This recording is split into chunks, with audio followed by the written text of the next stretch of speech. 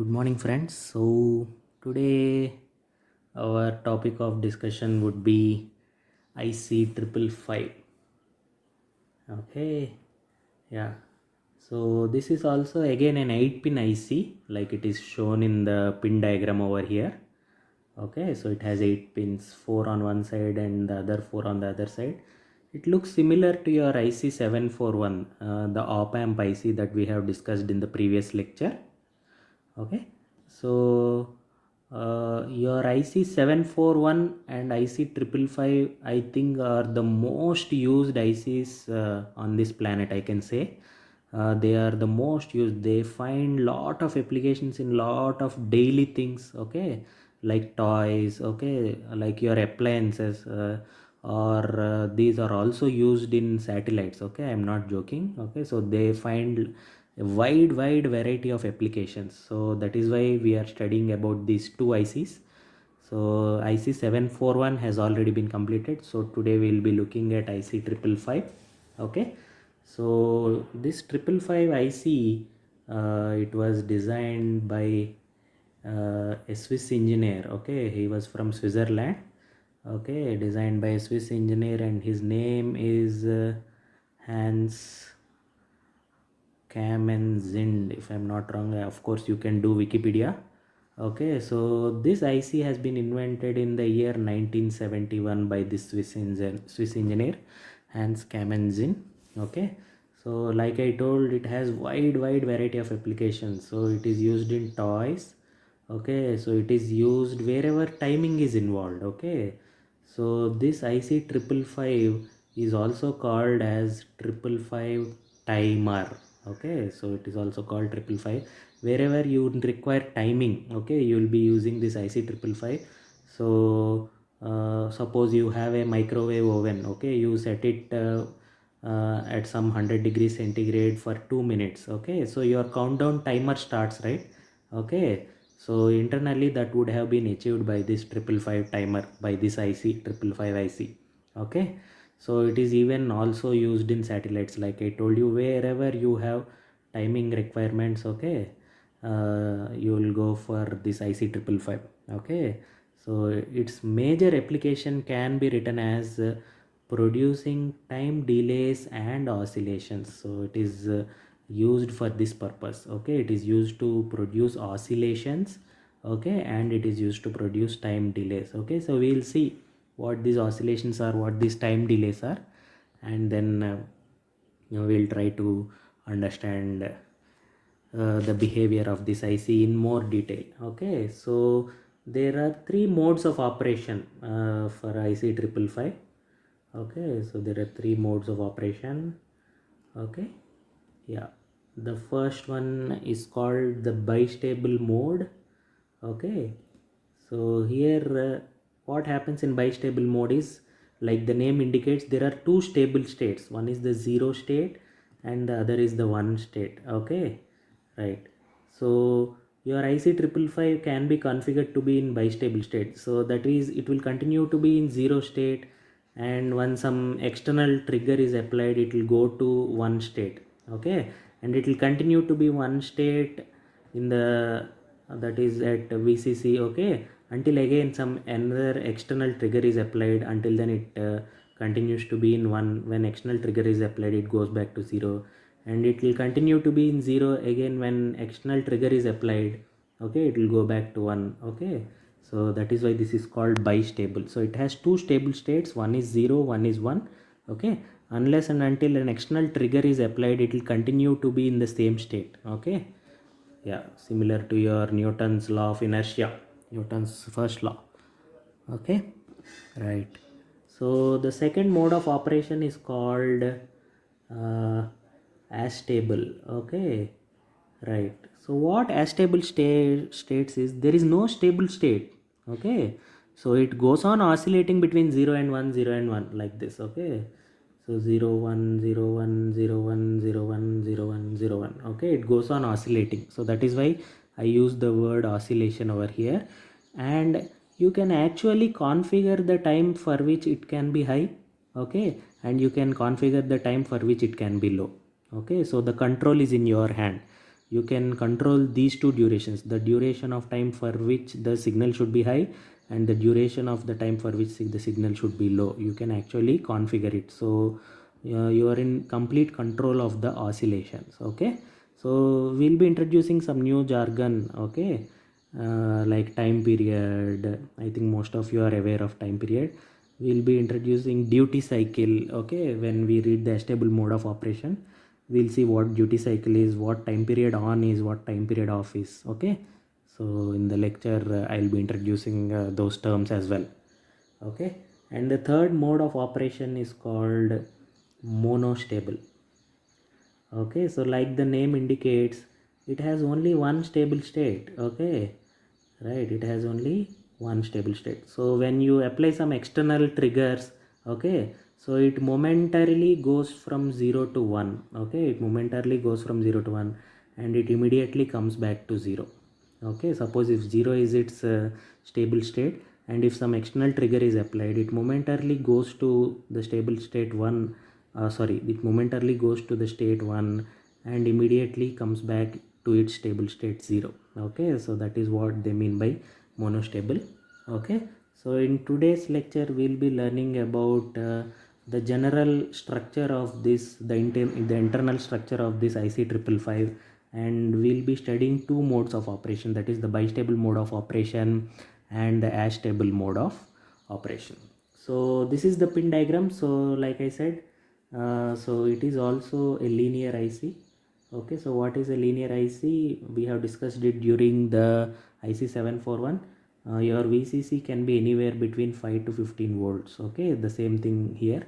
Okay, so let us look at the pin diagram now. Okay, so your pin 1 is ground and pin 8 is VCC. Of course, these two pins should be there on every IC. Okay, and pin 2 here is called a trigger pin, and pin 3 is where you actually take your output. Okay, pin 4 is your reset pin.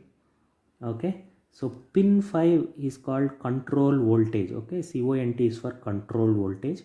Pin 6 is your threshold pin. This THRES is for threshold. Okay, pin 7 is called discharge pin. Okay, DISCH is for discharge, and of course pin 8 is your VCC. Okay, so this is how it looks like. Okay, if you come to your any of the DLP lab or IoT lab that has been newly set up in our university, okay, you can actually see the IC555 physically. Okay, so it is present with us, it is there with us. Okay, so now let us look at the internal structure of IC555. Okay, so let us look at internal structure. Right, so this is how IC555 internally looks like. Okay, so the dotted line over here is like the boundary. Okay, and this is what is there inside. Okay, so right, so here pin 8 is the VCC pin over here, and between VCC and ground, okay, so there are three resistors. Okay, so I can name them R, R, R. Okay, so these three resistors are of the same value, and the value of these resistances, each of these resistances is 5 kilo ohm. Okay, so 5k, 5k, 5k. Now you might be knowing the real reason why it is named as IC555, because this is an IC and primarily at the input side you see three 5 kilo ohm resistors, so that is why it is called IC555 or 555 timer. Okay, right, so here what do you see? You know this beast already. This is nothing but an op amp, and great news over here is, see, this is being used in open loop. Okay, and you know that an open loop op amp, the behavior of the open loop op amp, okay, we have seen in the previous lecture. Okay, so this is VP for positive terminal, VN negative terminal. Of course, we have to power up the op amp using plus VCC and minus VCC, and this is nothing but output. Okay, when it is being used in open loop, we know that when VP is greater than VN, okay, output is equal to plus VCC, and when VP is less than VN, okay, your output is equal to minus VCC. See here, you don't see any feedback, right? Something else is not coming back to the negative terminal over here.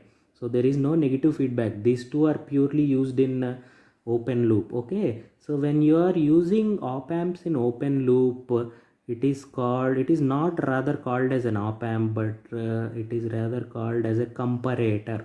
Okay, this name should make perfect sense. Why? Because when a positive voltage is greater than a negative voltage, the output is 1. Okay, and when positive voltage is less than negative voltage, the output is 0. So it is basically comparing these two terminals, Vp and Vn. Okay, in case of Vp greater than Vn, Vout is plus Vcc. In case of Vp less than Vn, Vout is minus Vcc. So if you are using an op amp in open loop, okay, so op amp in open loop without any feedback, it is basically called as a comparator. Okay, because it is comparing your positive terminal and the negative terminal and then acting accordingly. Okay, right, but there is a small catch over here. So this was the behavior of IC741 because it has dual supply. Okay, so it gets plus VCC and minus VCC, but the op amps that we use in IC555, okay, so they are also very similar, except that they used to have VPVN. Okay, so this rail goes to plus VCC and this one goes to ground instead of minus VCC. So how these op amps behave now? See, when Vp is greater than Vn, okay, so when Vp is greater than Vn, okay, V out, the output terminal would be at VCC, and similarly when Vp is less than Vn, V out will be equal to, okay, what is minus VCC in this case? This is nothing but ground. Okay, so I can say that when Vp is greater than Vn, VCC is nothing but 1. Okay, so 1 as in your digital input 1. Okay, when Vp is less than Vn, V out is ground. Ground is nothing but 0, and you know that this is in digital terminology, that is 0. Okay, so this is how your those two comparators act in your IC555. Okay, so you know resistors, you know the operation of the comparator, and what you find here is nothing but an SR latch. Okay, I think we have already done SR latch in our digital logic course. Okay, so I'll refresh your memories very quickly. Okay, so you have an SR latch. Okay, so 0 0 0 1 1 0 1 1. Okay, when the two SR inputs are 0 0, you know that it is in memory state, that is whatever is the previous value at the output Q, so your SR latch continues to remain in the same output stage. Okay, when the inputs S and R inputs are 0 and 1, okay, your output Q, okay, so this is nothing but Q, your output is 1. When it is sorry, reset is 1, so this is 0. I am sorry to confuse you. When set is 1, okay, your Q is also 1, and 1 1, you know that this is forbidden state. We don't ever let the flip-flop go into the forbidden state. Okay, right, so here, but here you see an extra pin on this SR latch. Okay, so that is nothing but reset. Okay, we have seen I have also introduced you flip-flops with asynchronous inputs, right? Flip-flops with reset pins. Okay, this is not new to you.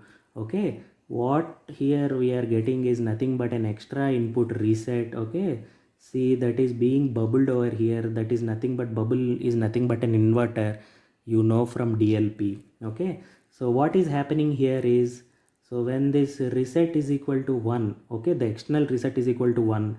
Okay, because of this bubble, what is going into the SR latch is nothing but 0. Okay, so when reset is equal to 1, okay, there is no reset going into the SR latch. Okay, so your SR latch continues to work as an SR latch. Okay, when reset is equal to 1. But when your external reset is 0, okay, when your external reset is 0, what happens is, because of this inverter, what goes inside is nothing but 1. That is nothing but reset is 1. When reset is 1, you know that output has to be equal to 0. Okay, so that is what is happening here. When your reset signal is 1, it continues to work as SR latch. Okay, and when your reset signal is 0 over here, okay, so the output of the SR latch is 0. Okay, and it does not have a dependency on S and R inputs. Okay, it doesn't care about S and R inputs. Irrespective of whatever values are for S and R. Okay, when your reset is equal to 0, your Q, the output Q of the SR latch is equal to 0. Okay, so that is the summary of the behavior of this SR latch. Okay, so the Q bar output of the SR latch is connected to an output stage. Okay, and then if this output stage again inverts whatever is its input and gives the output. Okay, so if Q bar is 0, your output stage will give it 1. Similarly, if Q bar is 1, your output will make it 0. Okay, so this output stage again inverts this Q bar. So in effect, what is happening is Q is coming as output. Okay, Q is coming as output in effect, but internally Q bar will go to the output stage. Okay, this consists of some transistors, again some behavior, and this output stage again inverts this Q bar as the output. Okay, so that is what happens at the output stage. Okay, so here you may have doubt like why not take output Q directly. Okay, so here we do have this output stage in order to do a particular functionality, that is it actually sources and sinks a current of up to 200 milliamps. Okay, so suppose you have connected a load over here. Okay, it can supply, this output stage can actually supply current of up to 200 milliamps. Okay, so that is why we need an output stage. Okay, right, so that is why this is present. Okay, and of course we know the transistor behavior over here. Okay, so this pin 7 is connected to an NPN transistor over here, and the base of this NPN transistor is connected to Q bar of the latch. Okay, so this transistor comes in when we are dealing with a stable operation. Okay, so we'll try to understand how this transistor helps in doing the discharge. Okay, right, so this is the basic internal structure. It has three major portions. Okay, one is the comparator portion, and the second stage is your latch, and the third stage is your output. Okay, right, so let us try to understand this 555 arrangement over here. Okay, so what is happening over here is nothing but, okay, so your VCC, so this is nothing but VCC is connected to three equal resistance, and those are equal to, okay, let us name them RRR. Okay, we know that all these three R's are nothing but equal to 5K, but keep it aside. Okay, so let us name all these three resistances as RRR respectively. Now let us try to find out these two voltages. Okay, so the voltage at this node, let me call this VA, and the voltage at this node, let me call this VB. Let me find out VA and VB in terms of R and VCC. Okay, so let us see now. Okay, so this is nothing but, okay, whenever you see a VCC, okay, so this is nothing but a DC voltage. Okay, VCC is present like this. Okay, this is nothing but, okay, these two are equivalent. This is what is happening. Okay, now let us find out VA and VB. Okay, so what is the equivalent resistance? Equivalent resistance in this circuit is because all these three are in series, because the same current flow is flowing through all these three. Okay, you might get a doubt that current might flow into these input terminals of the op amps, but you know that the input resistance of op amps is very high, so there won't be any current flow in this. Okay, so you can now safely treat these three resistances as being in series. Okay, so you can safely assume that although there are some connections going on here, okay, you can safely assume that these three resistances are in series, because the current is not getting divided at these nodes. Okay, so at this point VA or VB current division is not taking place, because we know that an op amp has very high input impedance or resistance. Okay, now what is the current through these three resistor? I is nothing but, we know from Ohm's law, V by R, but the equivalent resistance is these three resistances are in series. Okay, so the current flowing through these three resistor is nothing but I is equal to V by 3R. Now what is equal to VA? V is nothing but equal to, okay, the resistance V is nothing but equal to IR. What is I? I is nothing but V by 3R. Okay, but what is actually the resistance seen from VA to ground? Resistance seen from VA to ground is nothing but R plus R, which is 2R. So we know that V is equal to IR, I is V by 3R, and R is nothing but 2R. Okay, alright, so this is nothing but VCC. Sorry for that, this is VCC. Okay, so now what happens? This two gets cancelled. We'll get VA is equal to 2/3 VCC. Okay, so we'll get VA is equal to 2/3 VCC. Okay, similarly, what will be VB? The potential drop across VB is nothing but I into R. I is nothing but VCC by 3R, and the resistance from VB to ground is nothing but one single R. Okay, so what do we have at VB? We have VCC by 3 volts. Okay, so VA we have 2/3 VCC, and VB we have 1/3 VCC. Let me put that over here. Okay, so at this point, what is the potential that we'll be having? We'll be having 2/3 VCC, and at this point the potential we'll be having is nothing but 1/3 VCC. Okay, suppose your VCC, as like I mentioned earlier, VCC can be anything between 5 to 15 volts. Okay, suppose if your VCC is equal to 15 volts. Okay, so what is this node is nothing but 2/3 of VCC, which is nothing but 2/3 of 15 3 5, so this is nothing but 10 volts. Okay, and this is nothing but 1/3 of VCC, that is nothing but 1/3 of 15, that is nothing but this node is at 5 volts potential. Okay, so that is what is happening. Okay, so there are 3 stages. One is the potential divider stage, which is giving us 2/3 VCC, 1/3 VCC at these two nodes, and then there is a comparator stage. Okay, you know how these behave. Okay, when VP is greater than VN, okay, output is 1. Okay, when VP is less than VN, instead of minus VCC in this case, okay, it will be 0. And you know how an SR latch works. Okay, when reset is equal to 1, it works as an SR latch, and when reset is equal to 0, the output Q is equal to 0, irrespective of whatever are the S and R inputs are. Whatever might be S and R inputs, the output Q will be made equal to 0 when reset is equal to 0. So that is the behavior of this potential divider block. You know now the behavior of this op amps, or sorry, the comparators, and you know the behavior of this SR latch with reset. And of course this output, for now you can see that whatever is Q bar is being inverted by this output stage. Okay, if you have that much understanding, that is enough for now. Okay, so in the next videos we'll go ahead with the bistable operation and the astable operation. Okay, thank you.